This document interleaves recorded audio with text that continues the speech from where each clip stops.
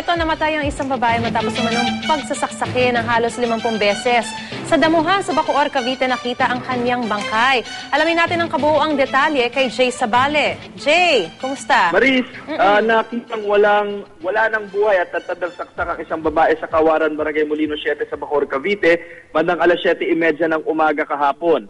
Ayon sa pulisya, naliligo sa sariling dugo ang babae sa damuhan. Suot niya ang isang white blouse, black short pants and black shoes ng matagpuan. Nagtamo daw ito ng saksak sa iba't ibang bahagi ng katawan. Dinala ang labi ng biktima sa Funeraria Messina sa Molino, Bacoor para doon i-otopsiya.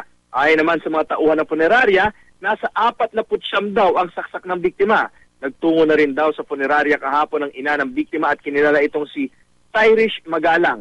Nakatakdang kunin ang labi ng babae ngayong alas 7 ng umaga ng kanyang mga kaanak upang iburol sa chapel na malapit sa kanilang bahay.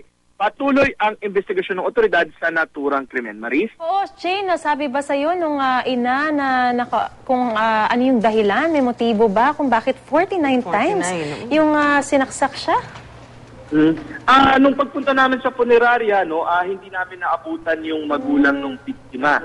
Ngunit tinanong ko yung funeral director kung ano yung nakita nila nung natagpuan yung katawan. Ang sabi sa akin ng funeral director, nakababa daw ang underwear ng babae, ngunit sa obserbasyon daw ng doktor na gumawa ng autopsiya, wala naman daw nakitang pang-rape dun sa babae. So ang iniisip na marami rito ay maaring sinubukan siyang rapein, ngunit nanlaban yung babae. Kaya ganun na lamang ang nangyari sa biktima. Matinding galit. Alright.